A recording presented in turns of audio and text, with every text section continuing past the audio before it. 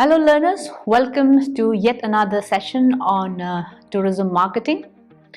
See, in the previous session you have been introduced to the concept, the definition and the evolution of marketing and how it is perceived in the context of tourism, because in tourism and in physical goods industry it is a very different type of marketing. So in this session we will try to understand the various features of tourism marketing. And we will also look into the role of marketing organizations, and then this will be done in terms of the job positions and job description in a full-fledged marketing department. And then we will also try to identify the issues to be addressed while making a marketing plan. The marketing of tourism, it is different from other products. Because tourism, it is a service product where instead of selling a physical goods, in a tangible and intangible experience is being sold here. So there are certain characteristic aspects of the tourism product which in turn it impacts their marketing process. If you look at the physical product, their marketing will be different, and when you look at the tourism product, which is basically a service-based product, then obviously it will impact the marketing process. One of the most characteristic feature of the tourism product is that it is not possible to evaluate or to demonstrate it in advance. Now this is because the services are consumed and then they are felt at the same time. If you go to a shop and then you buy certain physical goods like a toothpaste or any other clothing, anything physical, you can try it in advance, you can examine it, so everything can be examined. But if you book a tour package, for example, it is a 3-day 4-night package, you have booked it, you have paid for it, but there is no way that you can evaluate that in advance. You can just imagine it based on the type of description they have given or based on the type of itinerary which is included in the tour package, but you cannot physically examine that.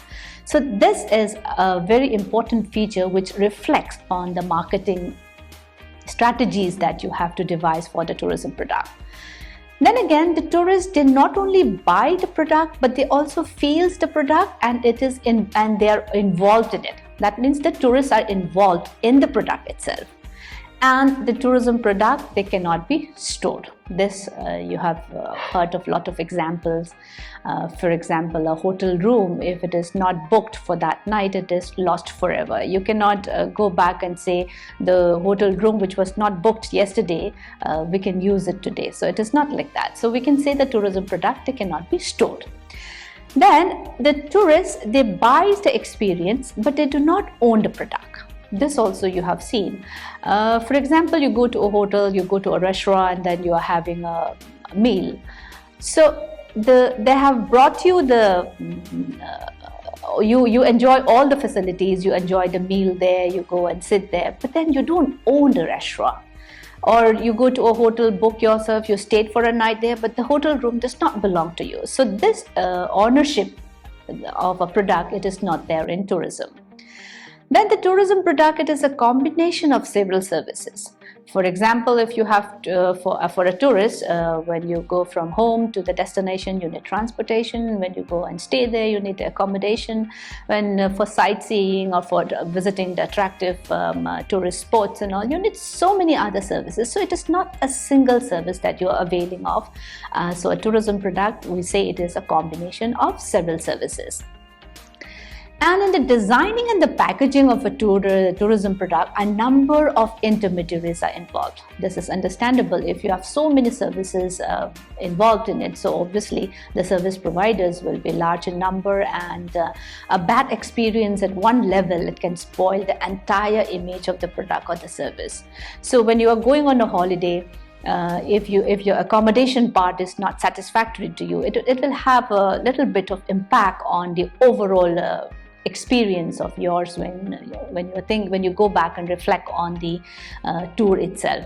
So a bad experience at any one level or at any point of service being provided, it can spoil the entire image of the product or the service or the tour itself that you have booked. And the demand of tourism is highly elastic, and it is seasonal in nature. Seasonal in the sense we have the peak season and the lean season. Nobody wants to come to Delhi when it is very hot in June and July, whereas in winter times it is very comfortable for people to come and enjoy. So obviously season has a very important effect on the type of inflow of tourists into a destination. Now, some of the problems which are faced by the tourism industry for the purpose of marketing are there because basically it is the own lack of effort in this area. Many of the service providers in tourism industry, they do not go for market research. And this is primarily because this tourism industry, it is dominated by small business, and when small business they lack both experience as well as the resource for adopting a marketing approach. And when you have to do marketing research, you need obviously a lot of resources, not only in terms of financial resources, but you also need a lot of expertise in it. So many of the small business, they are not able to afford that. Then most of the time, a short-term outlook is adopted in tourism enterprises rather than a long-term approach. This is true in many of the small enterprises which is operating. And the presence of too many intermediaries affect the quality control, and then it leads to consumer dissatisfaction. So the resource crunch, it affects the marketing efforts, particularly for making a presence in the international market. So all these characteristics of the tourism product, it has an impact on the type of marketing strategy that you are going to devise for tourism. So one of the unique feature in tourism is the approach adopted by the organization. Is they deal through intermediaries rather than approaching the market on their own. So I am a supplier and I have the product with me, but what I do is, instead of marketing my product, I sell it to the intermediaries and then or the retailers, and then they do the marketing on their own. And the consumer of the tourism products and the services of the present will be different from the consumer of tomorrow, because the expectations, the experiences that tourists want, it keeps on changing. And a seasoned tourist in the sense a tourist who has traveled far and wide and to so many other destinations, they always look not for the common or the popular destination. They look for certain much more involved or much more specific or much more customized type of services and customized destination, which they feel it should be different from what they have experienced so far. So with this trends and the emergence of specialized tourism, these are all going to make a lot of demand on the tourism industry. And this also we need to reflect when we design a tourism product or when we try to market them. And competition, as you know, is already on the increase, and hence more and more consumer satisfaction will be the key to success. Well, a major challenge for tourism marketing will be coming in the form of consumer protection laws and eco-friendly destination. Everyone is quite aware, and they are not only aware, they are bombarded with information from different angles, and they are aware also of their rights. So complaints, and it is very easy to lodge a complaint now. And tourism is one industry, like I said, it is a service-based industry, so obviously the customer is always the king. And once tourists have a negative image about your product or the service that you are providing, that it can have a really bad word of mouth effect if he starts speaking about the qualities which he does not like in that product or that service. So time will not be far when, in spite of the best marketing effort, if consumer protection and an unpolluted environment do not form a part of the marketing package, and the destination, the product or the services, they are bound to be adversely affected by this. So these factors also we need to take into account when we do the marketing in tourism product. Now, who does all this marketing? The marketing organization, the marketing division, or the marketing department. So, to understanding their roles and their function is also very important. We have already learned that marketing is concerned with everyone in the organization. However, in the entire organization, there is a need for having a marketing department or a division. And say even in the case of a very small business, a person should be assigned to look after the marketing part, because marketing is concerned with different aspects. It is concerned with product design and development, then you have to look into the pricing, promotion, distribution. So all this, four of them, the product, pricing, promotion, distribution, these are all called as the 4Ps, like the 4 basic Ps of marketing. Now, and all the activities related to these 4 basic dimensions are a part of the marketing function. So basically, what the marketing organization they do is, the marketing organization, they are designed keeping in view the various marketing functions, which may include, say, a marketing director with managers at different levels and for different activities. For example, there might be a marketing research unit, a marketing planning unit, advertising promotion unit, public relation unit, product development unit, etc. So there can be lots of diversification or the compartmentalization of the different units in a marketing organization. And this is especially true if you're talking about a big marketing organization. So a marketing organization, what it does, it starts its work by identifying the customer needs through the conduct of market research, then monitors the changing preferences of the customers, then develop new ideas, then monitors the market standing and competition, influences the pricing policy and the distribution strategies, etc. Let us now look at some of the generic job positions and job description in a full-scale marketing department. Why this is important is when you look at the job titles, the job positions, and the description, then you will come to know what are the role and the function of a marketing organization. So first one, let us talk about a marketing manager. There can be other names for it also. Some of the organization, they may call it as the vice president of marketing.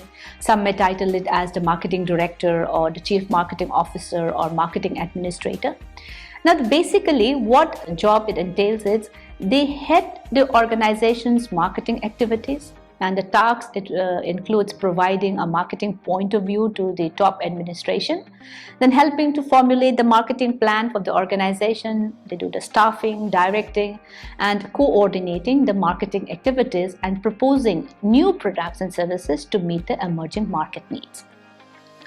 When we talk about product manager, the other names that you can give would be the program manager or simply a manager or brand manager. And a product manager, it is responsible for managing a particular product or program of the organization.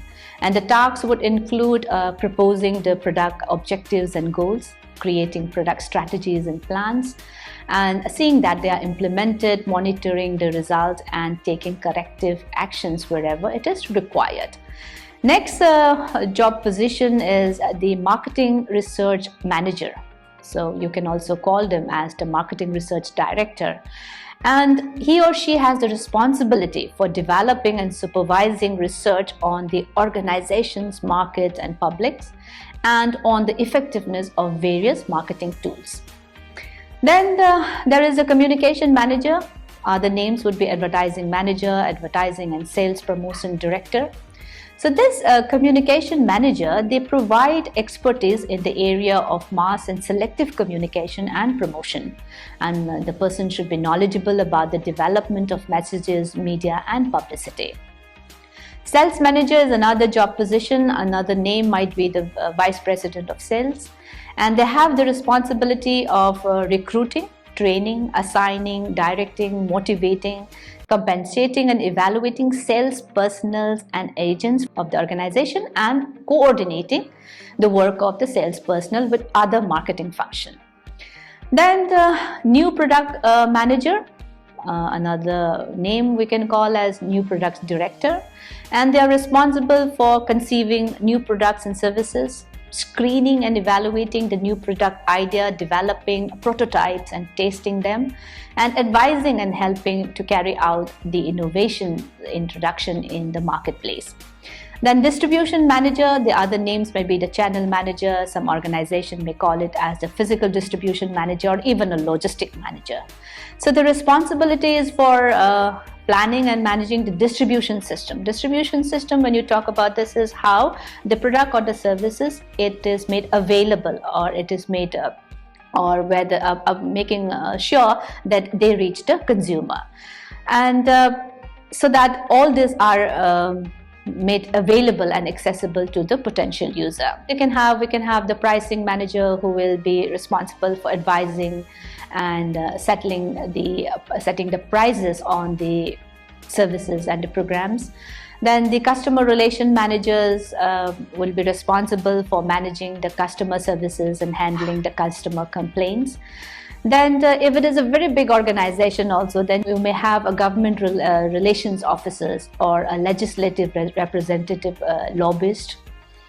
So what they do is they provide the organization with intelligence on relevant developments in government, and then manages the organization program of representation and presentation to the government. So this is basically for those organizations which have a lot of dealings to do with the governmental bodies. Then the public relation manager, another name might be the public affairs officers, and the responsibility is for communicating and improving the organization image with the various publics. Then the territory manager is there, who has the responsibility of managing the organization products, services and programs in a specific territory. Now all this explains that the main tasks to be performed by marketing managers at different levels, it includes planning, then the controlling tasks, the executive tasks, as well as the coordinating tasks.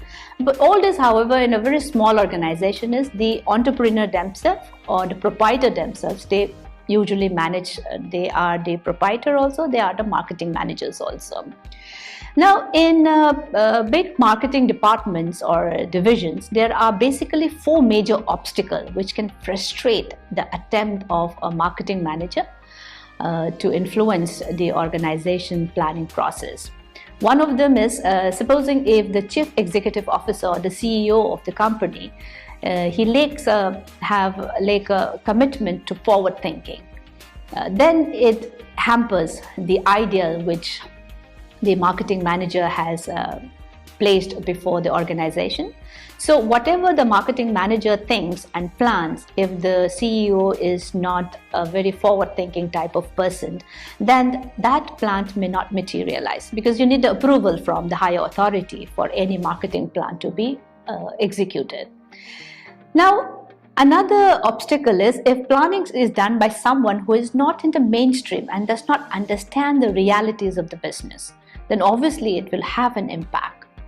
If they do not understand the realities of the business, then they will also not understand the marketing aspect, how the marketing world is operating. So if somebody does not have a knowledge on that aspect, then it will be difficult to convince the type of planning that the marketing manager has made.